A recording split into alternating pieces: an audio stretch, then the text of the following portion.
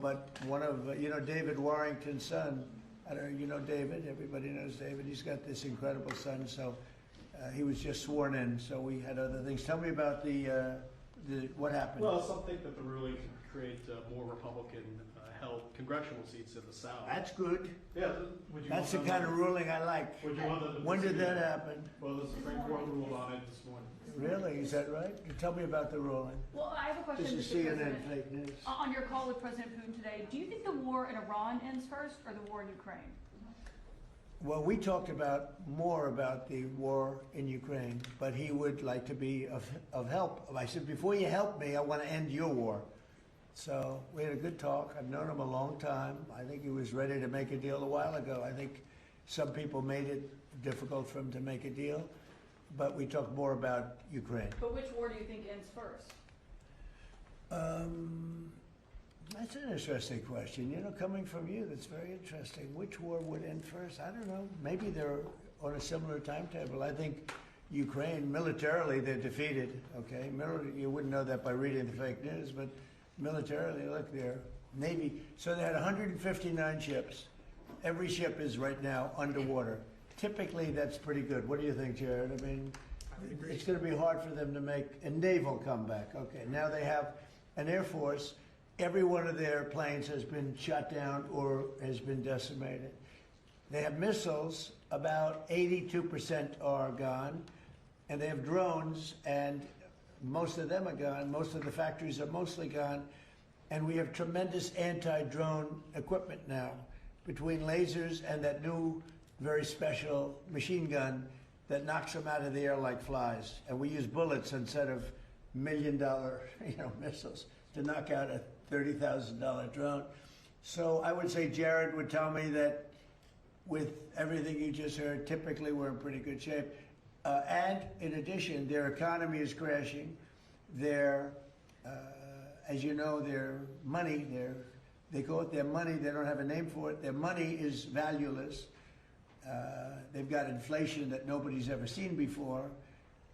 Other than that, I think they're doing quite well. If you read the New York Times, you'd say they're doing wonderfully because it's fake news. Or if you watch CNN, I mean, you cover it all the time. You think they're doing well. Do you think they're doing well where they have no Navy, no Air Force, no anti-aircraft apparatus, other than what they may have put there?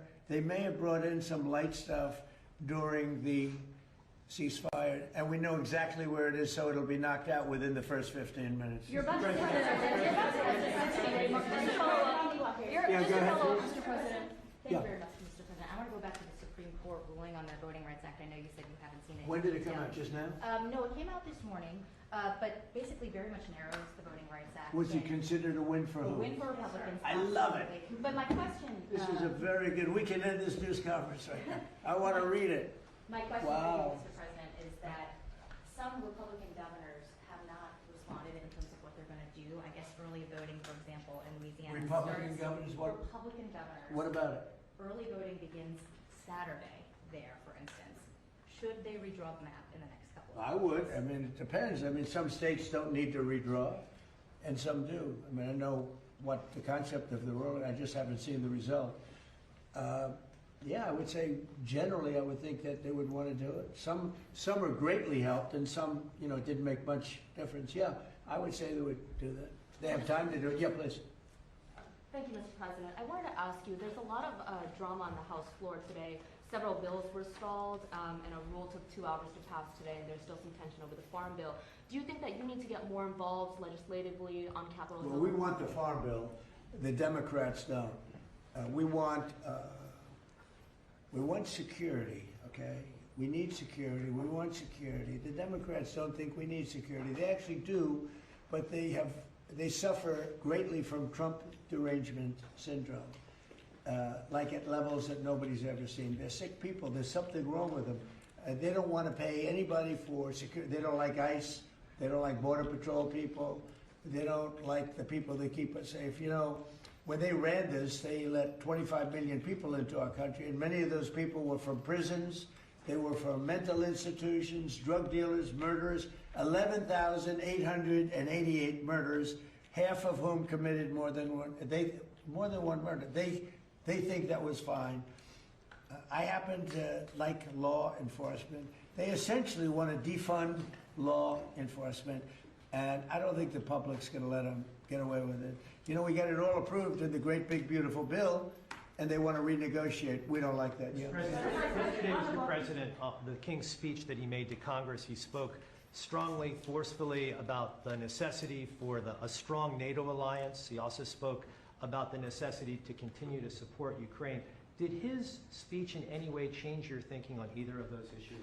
Well, you have to understand, my thinking is, I think, exactly correct, but I was very disappointed with the fact that when we called on them to give us a little hand, we didn't need it. I actually did it just to see whether or not they'd be there. When we called on NATO to give us a hand with Ukraine, and in particular the most recent, you know, we asked them to do certain things on Ukraine, and we also wanted them to do things with Iran.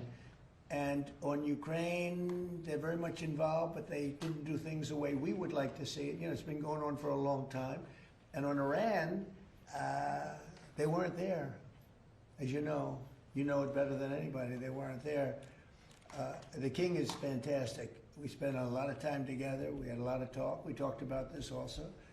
And he loves his country, and he's a great king, and he's a great friend of mine.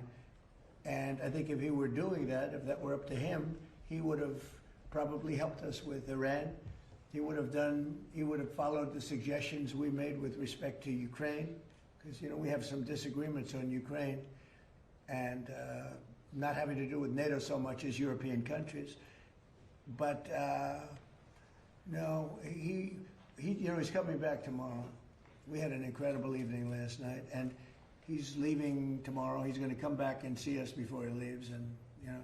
But no, I think he's a phenomenal representative for his country. I think the people in the United Kingdom should be proud. I loved his speech yesterday. I watched it. I loved his speech last night. I don't know about my speech. I thought my speech was okay too, but I thought he was. I think he's an unbelievable king, and by the way, an unbelievable queen. They are. This morning, we were talking about how busy you were this morning. James Comey was in court. He self-surrendered. He's now been charged a second time. This time over a social media post with seashells that said 8647. Do you really think that he was endangering your life or threatening your life with that post? Well, if anybody knows anything about crime, they know.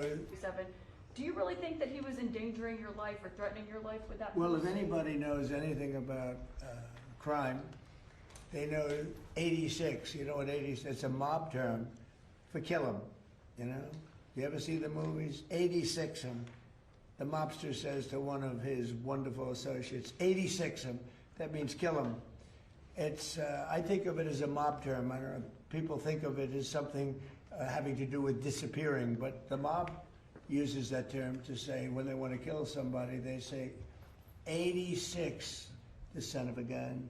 I'm trying to keep the language nice and clear. They don't use that term, son of a gun. They use another term. But that's a mob term for kill him. Yeah. But do you really think your life was in danger? Probably. I don't know. You know, based on what I'm seeing out there, yeah. The people like Comey have created tremendous danger, I think, for politicians and others. Comey is a dirty cop. He's a very dirty cop. He cheated on the elections. He tried to help Hillary Clinton, as you know. He dismissed a lot of things that he should have proceeded with. I wasn't involved, but he should have proceeded with. No, he's a dirty cop. He's a crooked man, yeah. Mr. President, you just described there's been disagreement between the U.S. and Keir Starmer on support for Iran. Did your visit with the King smooth that over or create any more? My visit with the King really was just, it was extraordinary. I mean, he's an extraordinary man. He's an extraordinary person. And yeah, it helps it from the standpoint that, you know, when you like the king of a country so much, it probably helps your relationship with the prime minister. But, you know, in that case, the prime minister, I said, do you want to send a little help? He said, no, we'll send it after you win the war. I said, that's not good. That's not good. What do you think of that, Jared? Sending help after we win the war? I don't know, something that bothers me. Wait, I don't want to get you guys involved, but I can imagine what you're thinking. The United Arab Emirates, the UAE, they pulled out of OPEC. Yeah, what do you think about that? I think it's great. I mean, I think it's great. Look, I know him very well, Mohammed. and very smart. And he probably maybe wants to go his own way. That's a good thing. I think ultimately it's a good thing for getting the price of gas down, getting oil down, getting everything down. They have it all. He's a great leader, actually. So no, I'm okay. They're having some problems in OPEC. Mr. President, Kevin Warsh passed a hurdle today. The Senate Banking Committee confirmed his nomination. It will go to the Senate floor. We He'll need be on the somebody. Fed in mid-May. Is it your expectation that he can persuade the other Fed governors to lower interest rates? Well, Because they haven't done they so should, recently. because it's a good time to lower them. We're the most prime country anywhere in the world. We're right now having investments made in our country at a level that nobody's ever seen. No other country's ever seen it. Tens of billions of dollars are being invested. Factories, auto plants, AI. I mean, not just AI, because AI is, we're leading China by a lot in AI, as you know. I'm letting them build their own electric plants. They're building them, otherwise you could never do it. It was a concept that I came up with. I'm very proud of it. And by the way, they're building electric plants that people in the utility industry have never seen before. They're saying, man, that's incredible. So they're building these massive buildings that cost billions of dollars, and they're building their own electric plants. So they're not taking from a source or the old grid, you know, an old grid that would be able to do it. No, we're leading with everything, but in the history of our beautiful world, there's never been a country that has so much money being invested in it as us. And tremendous number of auto plants, by the way. The auto plants are coming out of Canada, Mexico, Japan, South Korea, Germany. They're all coming to the United States. And the reason is I have a very smart tariff policy. You know, we were taken advantage of for years. We were being ripped off by other countries for years. And those days are over. Yeah, please. Mr. President, regarding Iran, how long are you prepared to maintain the blockade? Could that go several more months?